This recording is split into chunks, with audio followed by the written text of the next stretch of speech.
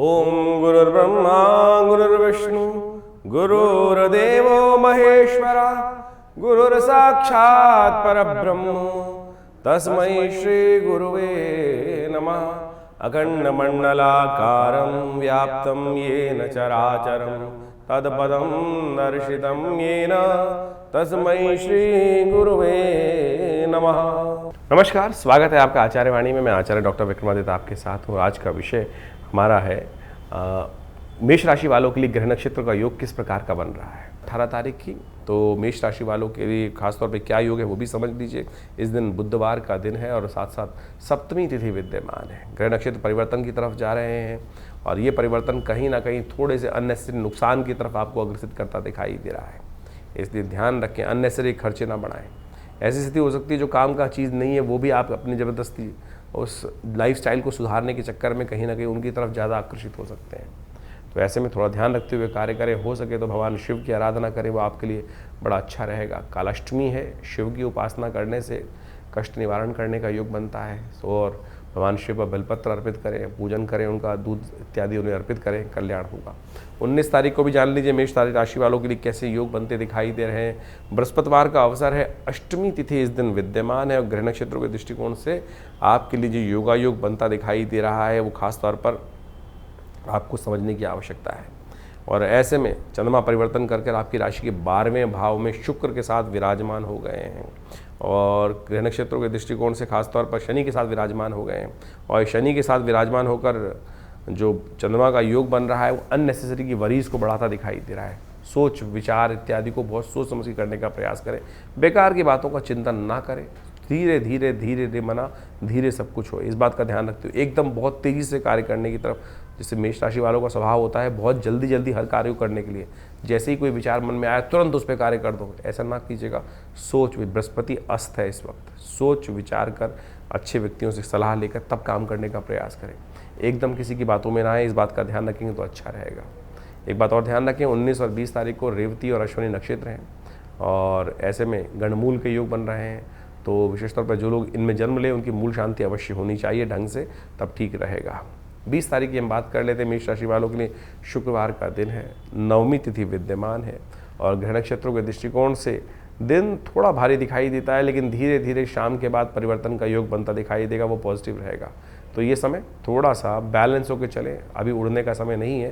धीरे धीरे काम करने का प्रयास करेंगे तो अच्छा रहेगा। खासतौर पर आपके लिए गलत कार्यों से बचें। इस वक्त बाकी नक्षत्र, ग्रह नक्षत्र जो है अननेसेसरी की भूख आपके मनोमस्तिष्क में जगा रहे हैं और गलत काम का गलत नतीजा हो सकता है। जब से ये सूर्य का परिवर्तन होने का योग बना है, शुक्र ताकत में आए हैं, ये थोड़ा सा ध्यान रखते हुए कार्य करने की ज़रूरत है आपके लिए। जो थोड़ा सा किसी भी गलत काम में, बहुत बार क्या होता है कि कोई देख नहीं रहा है, गलत काम करने की तरफ मनोमस्तिष्क में वृत्ति प्रवृत्त हो जाता है और ऐसे में ये कार्य बदनामी करा सकता है। ध्यान रखते हुए कार्य करने का आपको प्रयास करना चाहिए। किसी को धोखा मत दीजिएगा, फरेब से बचते हुए कार्य कीजिएगा, ये आपके लिए बहुत ज़रूरी है। हो सके तो भगवान का स्तवन करें, भगवान का ध्यान करें, भगवत की मंत्र का जप करें। माँ भगवती समस्त रूप से इस वक्त आपके लिए बहुत ज़रूरी है माँ भगवती की उपासना करना। माँ सर्वमंगल मांगल्ये शिवे सर्वार्थ साधिके शरण्ये त्र्यंबके गौरी नारायणी नमोस्तुते, इस मंत्र का जप करें, ईश्वर की कृपा से कल्याण होगा। तो अभी आपने ग्रहों का विभिन्न प्रभाव आपके जीवन में आपकी राशि के अनुसार से क्या रहेगा ये समझा। ऐसे में आषाढ़ के महीने में ग्रहों का जो परिवर्तन का योग बन रहा है वो भी आपको समझना चाहिए। इस आषाढ़ के महीने में ज्योतिष के दृष्टिकोण से यदि हम काल गणनाओं के अनुसार से देखें तो इसमें 5 बृहस्पतिवार का योग पड़ रहा है और 5 बृहस्पतिवार का योग जो होता है वो विशेष तौर पर बड़ा शांत योग नहीं माना जाता। अहम की लड़ाई कई बार मैं बड़ा या मैं बड़ा इस प्रकार का स्थिति बनती रहती है और इस अहम की लड़ाई में इस वक्त ग्रह योग का प्रभाव दिखाई देता है। शनि और मंगल का जिस प्रकार का प्रभाव परिवर्तन के अनुसार से बन रहा है वो युद्धकारक ग्रह बनता दिखाई दे रहा है, द्वेष का, संघर्ष का योग दिखाता है। इसके साथ साथ मंगल भी ग्रह परिवर्तन की तरफ गए। मंगल सिंह राशि में जब प्रवेश किए और साथ साथ केतु के साथ उन्होंने युति बनाई। ये युति भी विशेष तौर पर बाजार के अंदर तेजी का रुख लाती दिखाई दे रही है। तो ऐसे में ये तेजी का रुख पहले से यदि समझ में आ जाए तो उससे व्यक्ति लाभ लेने का प्रयास करता दिखाई देता है। ग्रह नक्षत्र दृष्टिकोण से बाजार का रुख, हर चीज़ के रुख को हमें समझते हुए कार्य करने का प्रयास करना चाहिए। वहीं स्थिति एक और भी परिवर्तन के बन रही है, बृहस्पति अस्त हो गए हैं और साथ साथ सूर्य का परिवर्तन जब होने का योग बन रहा है वो रविवार को बनता दिखाई दे रहा है और उसके कारण से परिवार में और कई प्रकार से समाज के अंदर उथल पुथल होने के योग दिखाई देते हैं। आकाशीय क्षेत्र में विशेष तौर पर विस्फोट के योग बनते दिखाई दे रहे हैं ग्रह नक्षत्रों के दृष्टिकोण से। ये सारा का सारा प्रभाव विशेष तौर पर जो समझें, आषाढ़ का महीना वैसे ही इस प्रकार का होता है कि आकाश में जब बादल छाए रहते हैं और जब चंद्रमा दिखाई देता है तो कभी चंद्रमा ओझिल हो जाता है और कभी चंद्रमा सामने आ जाता है, यानी एक और समझे भी वैसे भी समाज के अंदर अभी देखें हम तो दिन के अंदर जो प्रभाव चलता है, कभी बादल आगे कभी छाँव कभी धूप का खेल चलता रहता है। तो ऐसे में ग्रहों का परिवर्तन का योग भी उसी तरफ दिखाता है। तो ऐसे में अपने ग्रहों को सही से समझते हुए कार्य करना हमारे लिए बहुत ज़रूरी है। जो देश काल परिस्थिति में ग्रहों को समझकर कार्य करने का प्रयास करते हैं उनके जीवन में महत्वपूर्ण परिवर्तन आने के योग बन जाते हैं। देखिए, भगवान की आराधना ही हर ग्रह का निवारण है। बहुत सारे लोग इस बात को समझने का प्रयास करते हैं कि उपाय जो हम दिन पर दिन बताते हैं, कई लोगों ने लिख के भेजा कि भाई नित्यपति पूजा नहीं करनी चाहिए। अरे नित्यपति तो पूजा करना सबसे श्रेष्ठ कार्य है, वो तो आपका इष्ट मंत्र जो है उसका तो जब अवश्य करने का प्रयास करें। लेकिन कई विशेष मुहूर्त बनते हैं पौराणिक कालों में, पुरानी गणनाओं के अनुसार से, पुरानी कथाओं के अनुसार से कुछ दिनों का, कुछ विशेष योगों का विशेष महत्व बताया जाता है और उस विशेष महत्व में कुछ स्पेसिफिक जो मंत्र हैं, जो उपाय हैं, यदि उनको कर लिया जाए तो वो कई गुना अधिक प्रभाव दिखाई देते हैं। इसलिए मन की भ्रांति को हटाने का प्रयास करें। कारण और निवारण दो एक ऐसी चीज़ें हैं जिनको जानकर, जिनको समझकर हम अनेक प्रकार के जीवन के कष्टों को दूर कर सकते हैं। निवारण तो परमात्मा का नाम ही है।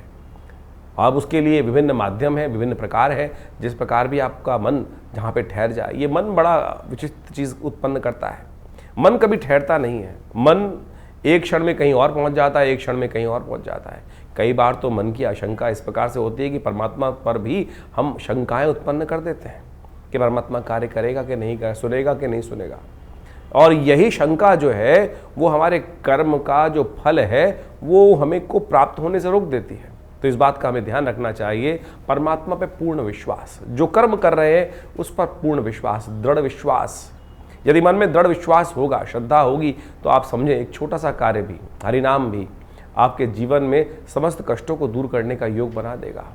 कहा जाता है ना, एक घड़ी आदि से पुनियाद, तुलसी संगत साथ की हरे कोट अपराध। लेकिन वो कब होगा? जब मनसः वाचा कर्मणा तीनों रूप से देहात्म बुद्धि से रहित होकर उस परमात्मा की शरण में जाकर एक बार हरिनाम का वो स्मरण करेंगे। तब हम उस हरिनाम के स्मरण को किस प्रकार से करने का प्रयास करते हैं। जो भी कार्य कर रहे हैं, वैसे तो कहा गया है कि 24 घंटे अहर्निश उस परमात्मा का नाम लेने का हमें प्रयास करना चाहिए। लेकिन कई बार तो क्या होता है, स्थिति ऐसी होती है कि बहुत सारे अलग अलग भाव मन में चल रहे होते हैं।